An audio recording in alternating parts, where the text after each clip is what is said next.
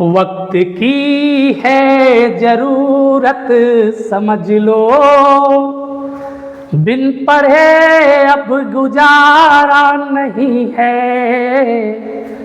ना कोई रहनुमा ना हुकूमत, कोई भी अब तुम्हारा नहीं है।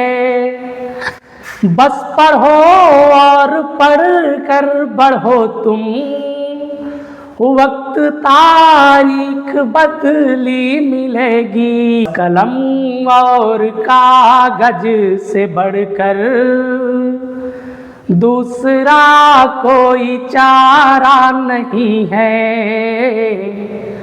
बस कलम और कागज से बढ़कर दूसरा कोई चारा नहीं है। नमस्कार दोस्तों, मैं हूं मनोज टंडन। आप सभी का हमारे इस YouTube चैनल पर तहे दिल से स्वागत है। फ्रेंड्स, आज हम लोग जानने वाले हैं कि एक संख्या है जो हमारा भिन्न में रहता है और एक संख्या है हमारा केवल संख्या के रूप में रहता है, और दोनों के बीच में अगर गुणा का चिन्ह रहता है तो उसको हम लोग किस प्रकार से हल करते हैं, आइए इस वीडियो में हम लोग जान लेते हैं। देखिए, इस प्रकार का प्रश्न आपको मिलेगा 5 गुणा 3/7। ये संख्या हमारा केवल संख्या में दे रखा है और ये संख्या हमारा भिन्न में दे रखा है। उसी प्रकार दूसरा प्रश्न है हमारा 8 गुणा 3/4। अगला प्रश्न है 2/9 गुणा 7, और अगला प्रश्न है 8/7 गुणा 5। तो गुणा का जो संख्या है वो आपको आगे में भी दिख सकता है, वो आपको पीछे में भी दिख सकता है। दोनों हमारा एक ही है। तो गुणा है वो हमारा क्रम विनिमय नियम को पालन करता है, तो चाहे आगे में लिखा रहे या पीछे में लिखा रहे उससे हमें मतलब नहीं है। दोनों को हल करेंगे तो समान उत्तर हमारा आने वाला है। ठीक है, तो चलिए इन प्रश्नों को मैं हल करके बताता हूं, उसके बाद क्या है आप भी इन प्रश्नों को हल करना सीख जाएंगे। पहला वाला मैं प्रश्न यहां पर लिख लेता हूं। पहला वाला हमारा प्रश्न है 5 गुणा 3/7। 5 गुणा 3/7 लिखा हुआ है। देखिए फ्रेंड्स, ये वाला संख्या हमारा बटा में है, ये वाला संख्या हमारा बटा में नहीं दे रखा है। नहीं दे रखा है तो क्या करेंगे, जब भी ये संख्या हमारा गुणा होता है ऊपर वाले के साथ गुणा हो जाता है।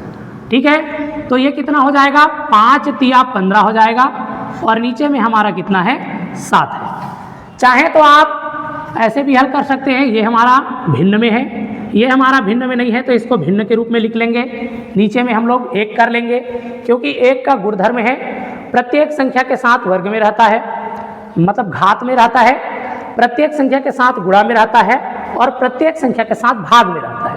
तो ये हमारा गुणधर्म है 1 का, इसको भी हम लोग भिन्न बना लेंगे। और यहाँ पर बीच में गुणा का चिन्ह लगा रहता है। जब भी गुणा का चिन्ह लगा रहे, ऊपर वाला संख्या ऊपर वाले के साथ गुणा और नीचे वाला संख्या नीचे वाले के साथ गुणा। 5 तिया 15, तो इधर मैं 15 लिखा हूँ, इधर 7 एकम 7, तो नीचे में क्या लिखा हूँ 7 लिखा हूँ। तो इस प्रकार से पहला वाला जो हमारा प्रश्न है उसका उत्तर 15/7 आ जाएगा। यदि ये कटता है तो आपको कटा देना है, नहीं कटता है तो ऐसे ही छोड़ देना है।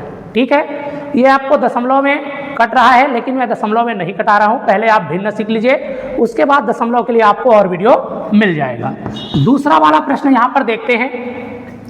यहाँ पर लिखा हुआ है 8 गुणा 3/4। देखिए, अगर इस प्रश्न को हम लोग देखें तो ये हमारा भिन्न में है, ये हमारा भिन्न में नहीं है, तो इसको भी हम लोग चाहें तो 1 करके भिन्न कर सकते हैं। अब क्या करेंगे, यदि नीचे वाला से कोई कटता है ऊपर वाला तो उसको कटा देना है, यदि ऊपर वाले से कोई नीचे वाला कटता है तो उसको कटा देना है।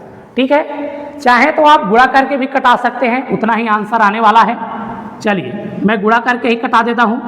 ये हो जाएगा हमारा 8 तिया 24, और नीचे में हो जाएगा हमारा 4 एकम 4।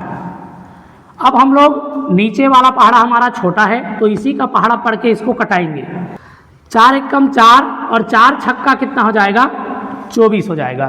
तो इस प्रकार से हमारा उत्तर है वो कितना आ जा रहा है 6/1 आ जा रहा है, और इस 6/1 को हम लोग 6 लिख सकते हैं। ठीक है, क्योंकि नीचे का जो 1 है वो हमारा विलुप्त हो जाता है। अगर ऊपर में हमारा 1 दिखे, नीचे में 6 दिखे, तो जैसे का तैसे हमें लिखना पड़ेगा। लेकिन नीचे में हमारा 1 रहे, ऊपर में कोई बड़ा संख्या रहे, तब उसको हम लोग नीचे की संख्या को गायब कर सकते हैं। नीचे के जो 1 है उसको क्या है हम लोग गायब कर सकते हैं। तो इस प्रकार से हमारा जो दूसरा वाला प्रश्न है इसका उत्तर कितना आ जाएगा, तो 6 आ जाएगा। ठीक है, चाहे तो इसको हम लोग ऐसे भी हल कर सकते हैं फ्रेंड्स, 8 गुणा 3/4 इतना दे रखा है, इन दोनों को हम लोग कटा सकते हैं पहले ही। 4 एक कम 4, 4 दूनी 8, अब इधर क्या है 2 है, बीच में लगा है गुणा का चिन्ह है, इधर बचा है 3, तो 3 दूनी कितना होगा 6 होगा। तो इस प्रकार से चाहे तो आप इस प्रकार से हल कर सकते हैं, चाहे तो आप इस प्रकार से हल कर सकते हैं। ठीक है, चलिए अगला प्रश्न में आते हैं। अगला प्रश्न हमारा गुणा करके पीछे में दे रखा है।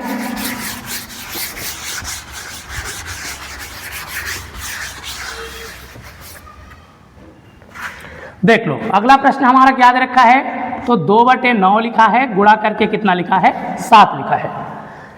ये और ये हमारा ऊपर में है और नीचे में केवल एक ही संख्या है 9। अगर ऊपर के संख्या से देखें, ऊपर का संख्या छोटा है, उससे नीचे का संख्या हमारा पहाड़ा में नहीं आ रहा है। इसका भी पहाड़ा पढ़े तब भी ये संख्या नहीं आएगा, तो नहीं आएगा उस कंडीशन में कर देना है, इस ऊपर वाले को गुणा कर देना है, 7 दूनी 14 और नीचे में हमारा जो संख्या है उसको लिख लेना है। ठीक है, नहीं तो बताया हूं अगर ये वाला भिन्न में है तो इसको भी भिन्न में लिखिए, ऊपर वाले को ऊपर वाले के साथ गुणा, नीचे वाले को नीचे वाले के साथ गुणा।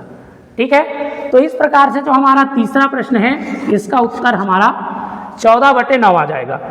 अगला प्रश्न को हम लोग देखें तो अगला प्रश्न हमारा क्या है, चौथा नंबर का प्रश्न दे रखा है 8/7 और गुणा करके लिखा है 5। ये वाला भिन्न में है, इसको भी भिन्न बदल दीजिए।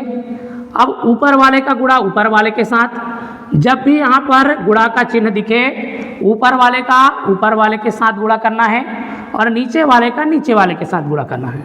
तो इस प्रकार से 8 5 6 40 हो जाएगा और नीचे में 7 एक कम 7 हो जाएगा।